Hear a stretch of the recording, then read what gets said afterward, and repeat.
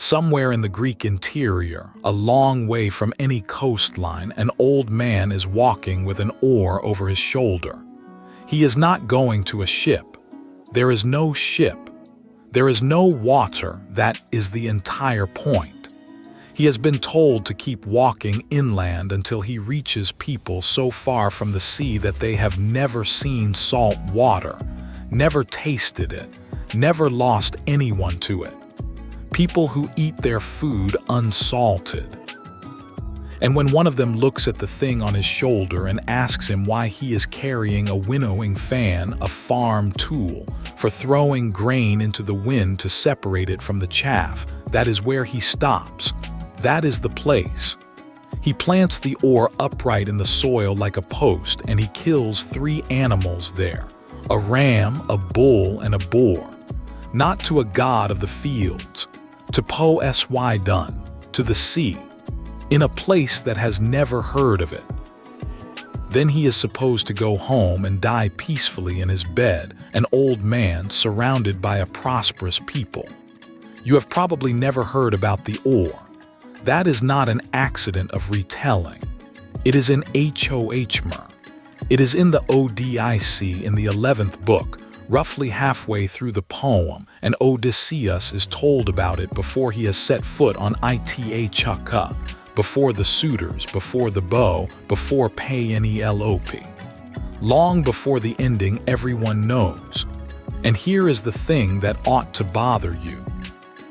When Odysseus finally does come home, when he strings the bow and the arrows go through the axe heads, and the great hall empties of the men who ate his cattle for 10 years, when the story you know reaches the moment it has been building toward for 12,000 lines, he still has not carried the oar.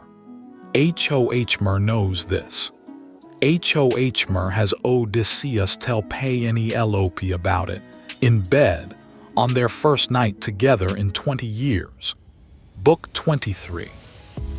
She has just got her husband back, and the first thing he does is explain that he has to leave again.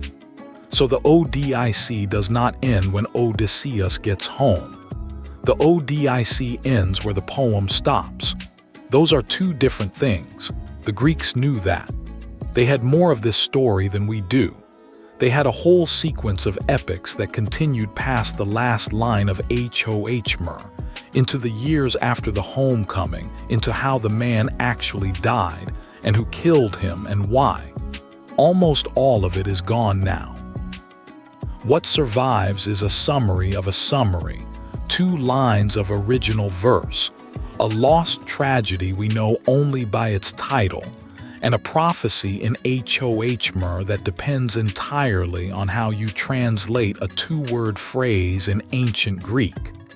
Tonight we are going to walk through what is left, because the version most people have never heard is not a footnote.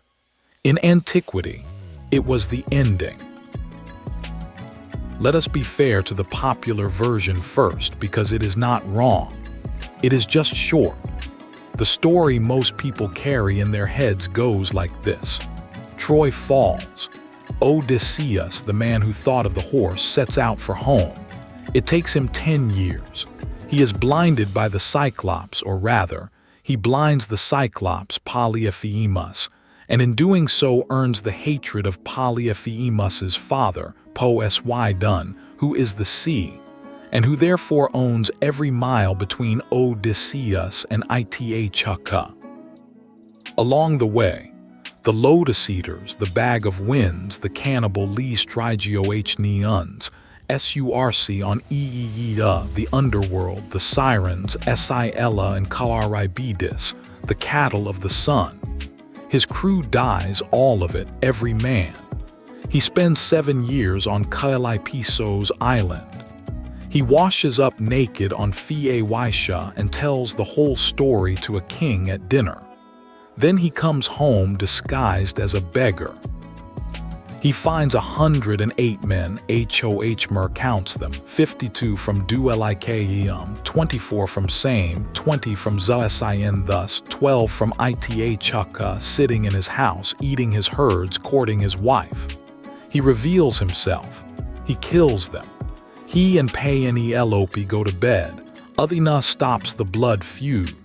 The poem ends, and that is a complete story. It has a shape: departure, ordeal, return, restoration. Every adaptation stops there because that is where the shape closes. But notice how the poem itself ends, not the story, the poem. Book 24. The families of the dead suitors have armed themselves and come for Odysseus. There is going to be a war on Ithaca. Odysseus and Telemachus and one old man go out to meet them, and the fighting has barely started when Athena comes down and simply orders it to stop. Zeus throws a thunderbolt into the ground.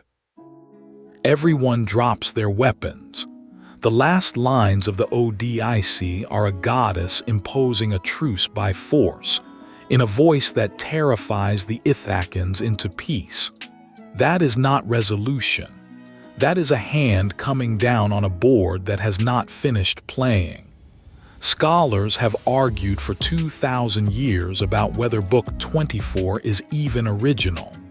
Some ancient critics thought the poem properly ended earlier, in the bedroom. What is not in dispute is the effect. The Odyssey closes with a problem being suppressed rather than solved, and with a prophecy still hanging over the main character that he has not fulfilled. The Greeks did not treat that as an artistic choice to be admired in silence. They treated it as an opening.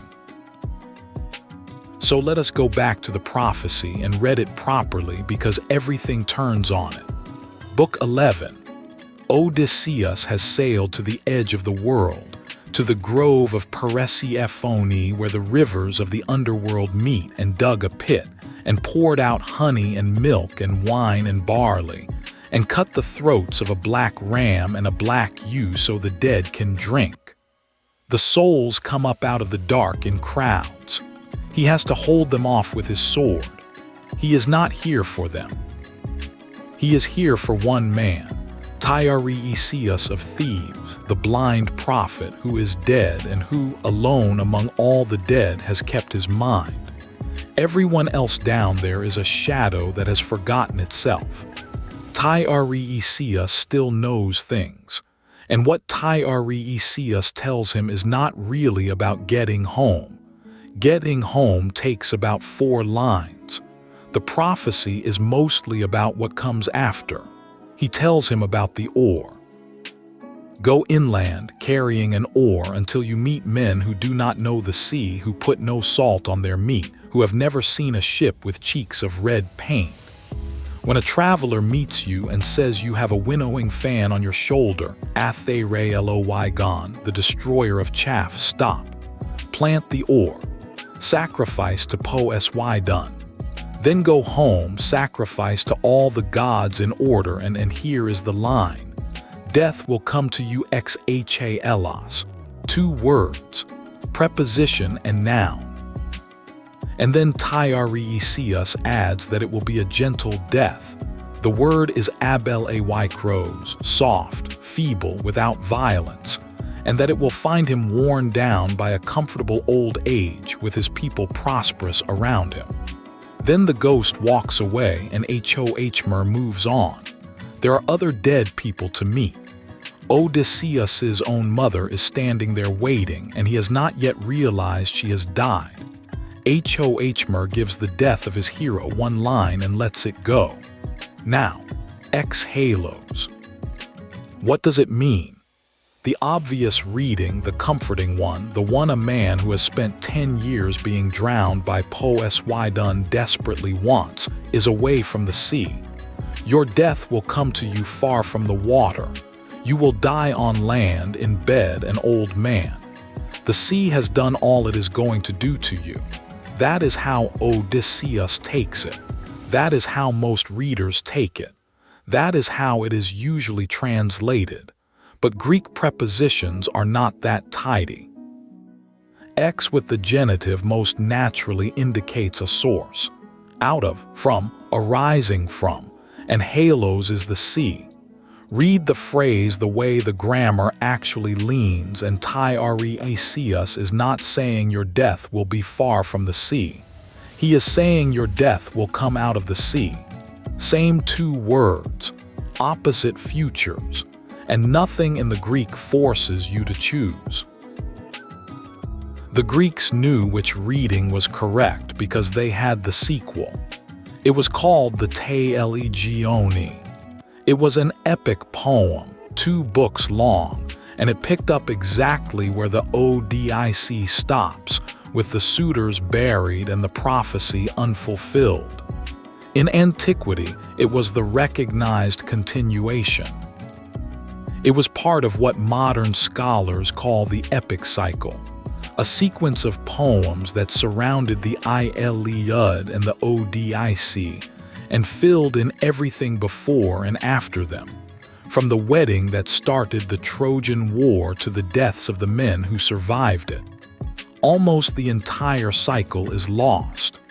Of the Telegony specifically, we have 2 lines. That is all the actual poetry that survives.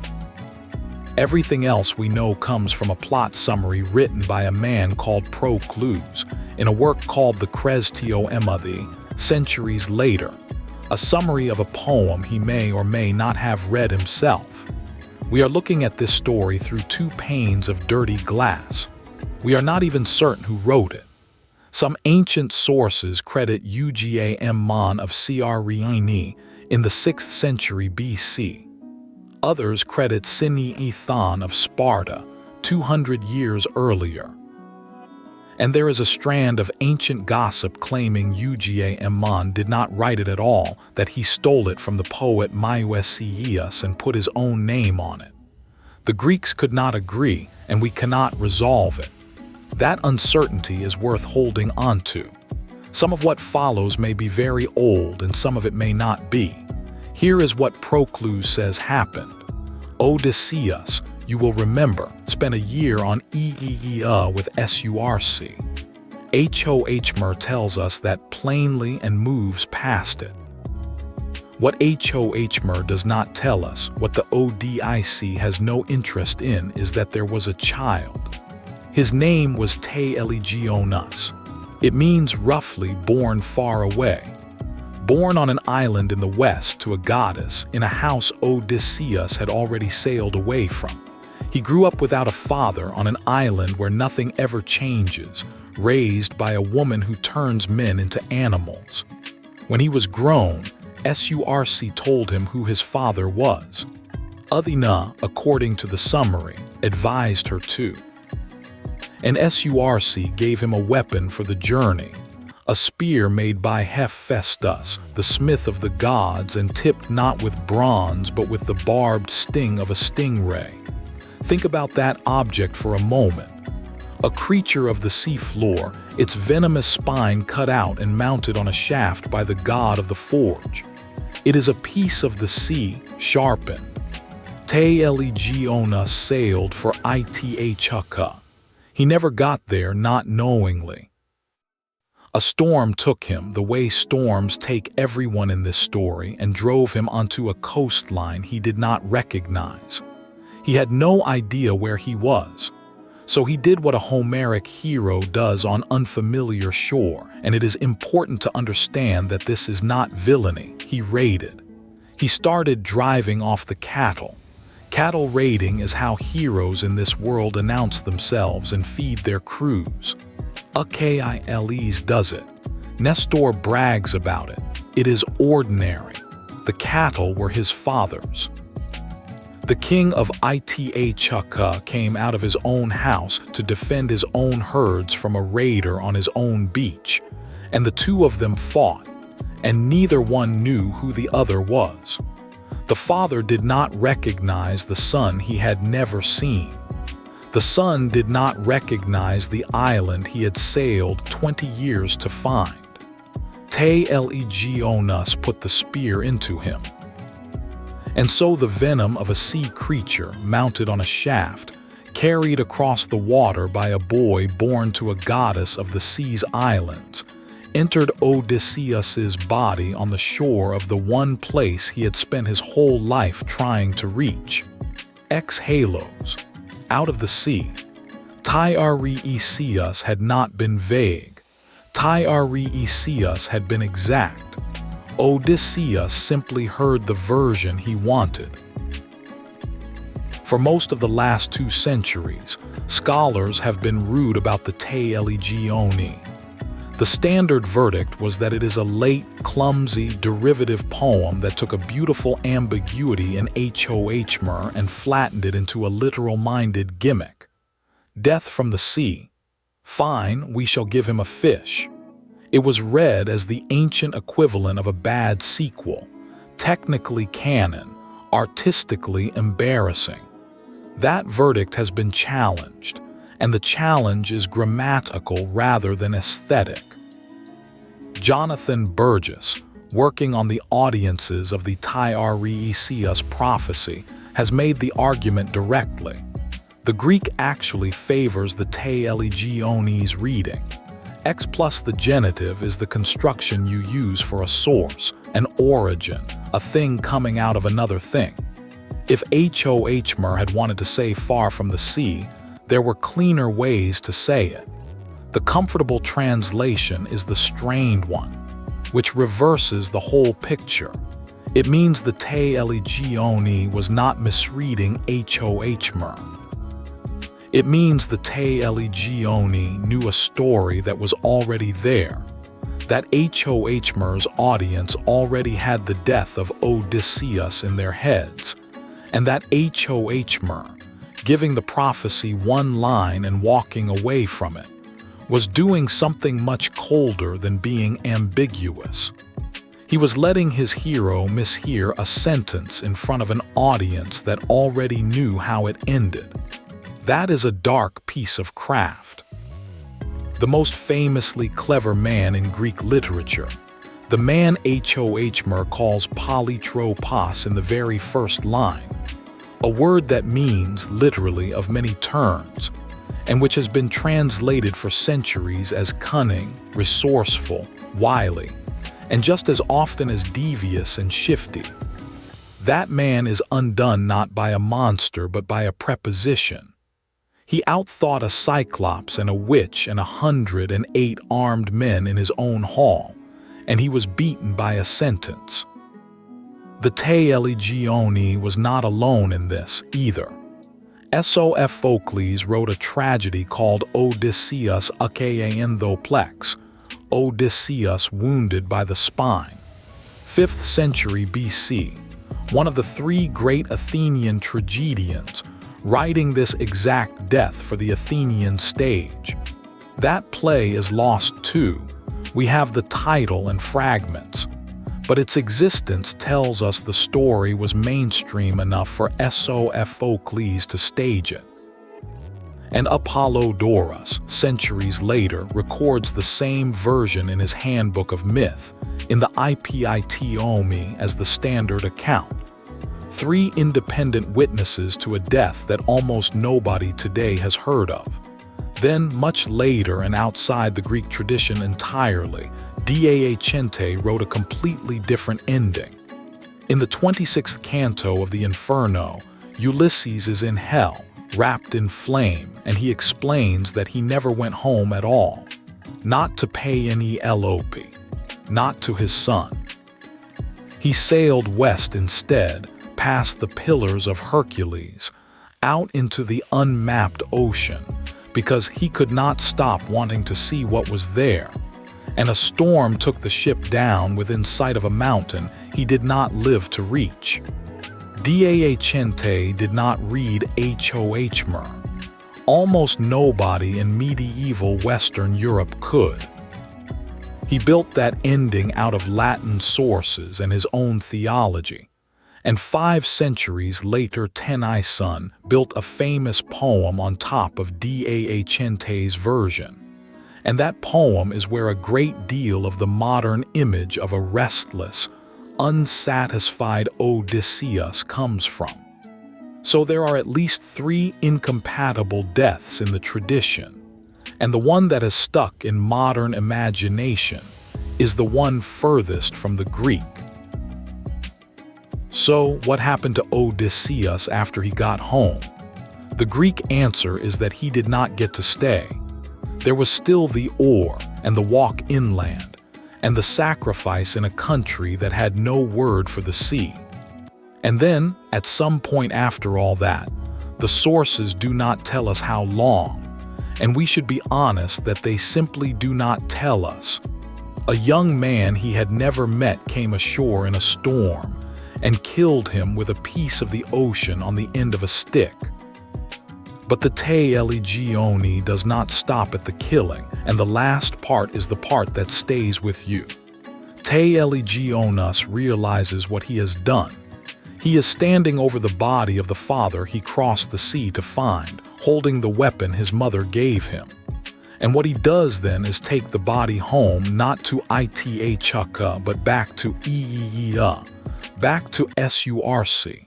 He takes Penelope with him, and Telemachus, the widow, the 2 sons, and the corpse on one ship, sailing west to the island of the goddess.